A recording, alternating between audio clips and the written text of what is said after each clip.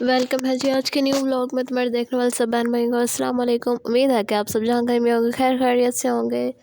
तो जी आज का व्लॉग शुरू हो रहा है खाने से। तो देखिए मैं क्या बना रही हूँ। इतने दिनों बाद मैं व्लॉग एडिट करने लगी हूँ, मुझे तो खुद भी याद नहीं कि मैं क्या बना रही हूँ।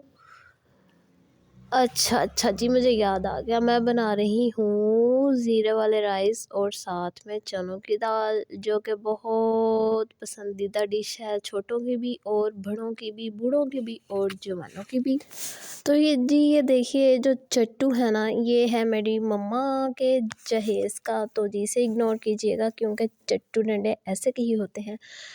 तो जी यहाँ पर देखें, पता नहीं मुझे कौन सी आदत है कि मैं इसके अंदर ही, चट्टू के अंदर ही कुट कुट के चीज़ें डालती हूँ।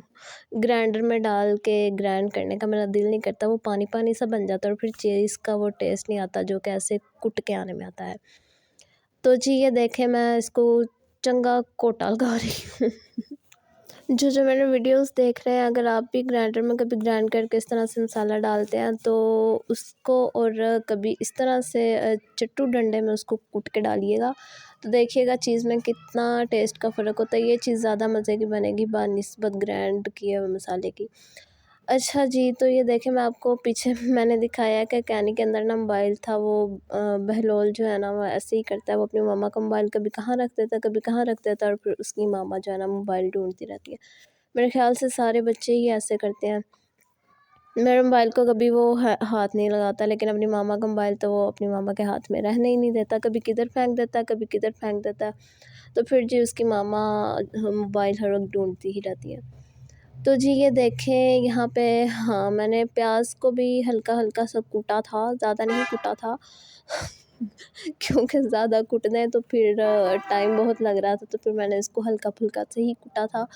तो जी ये देखें अब मैं प्रेशर में इसको प्याज को, अच्छा कुछ लोग होते हैं वो इतना ज़्यादा प्याज को काला कर लेते हैं, जैसे कि चावल बनाने के लिए भी लोग तो आजकल इतना ब्लैक प्याज नहीं करते जितना वो सालन बनाने के लिए काला काला मसाला कर लेते हैं।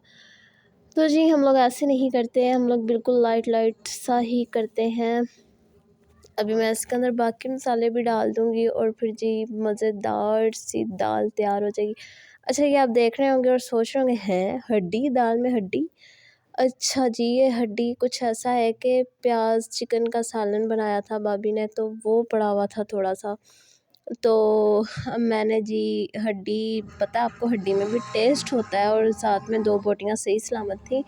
मैंने वो भी डाल दी और जो लेग पीस की बोन थी वो भी डाल दी, ताकि इनका जो टेस्ट है ना दाल में आ जाए। और दाल में चाहे 2 या 3 पीस ही चिकन के डाल देना, तो उससे ही बहुत ज़्यादा मज़े का टेस्ट आ जाता है।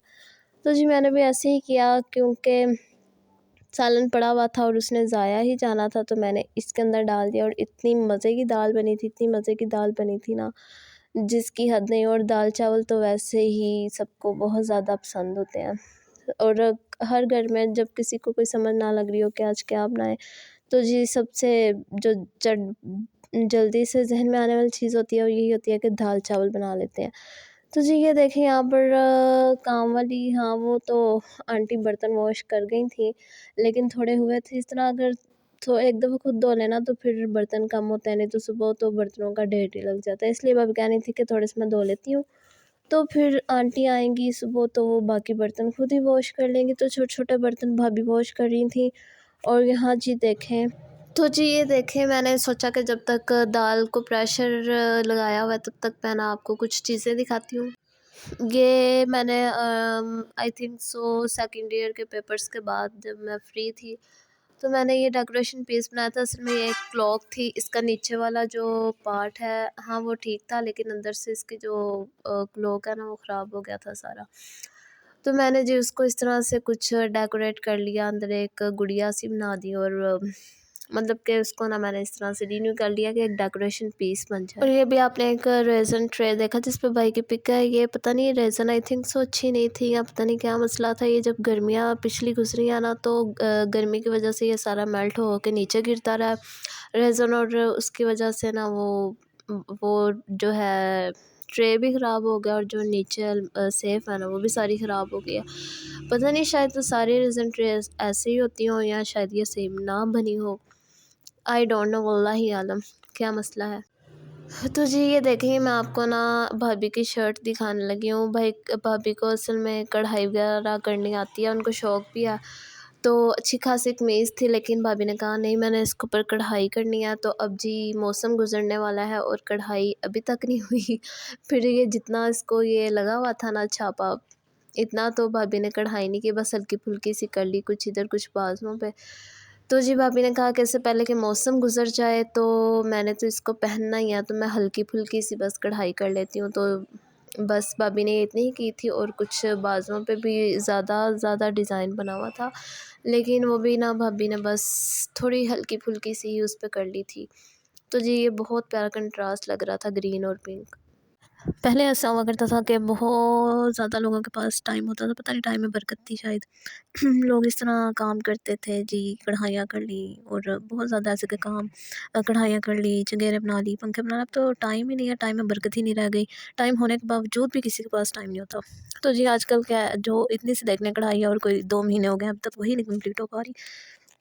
अच्छा जी, तो ये देखें यहाँ पे दाल को प्रेशर आ गया था, दाल गल गई थी। अब इसमें थोड़ा-सा धनिया वगैरह डाल के इसको हल्की आँच पे रख देंगे, ताकि जो है ना इसका अच्छा सा आ जाए कलर। उम्मीद करती हूँ कि आपको मेरी आज की वीडियो पसंद आई होगी, इसलिए मेरी वीडियो को लाइक कर दें और चैनल को सब्सक्राइब कर दें। वीडियो फुल वॉच करें। अल्लाह हाफ़िज़, बाय बाय।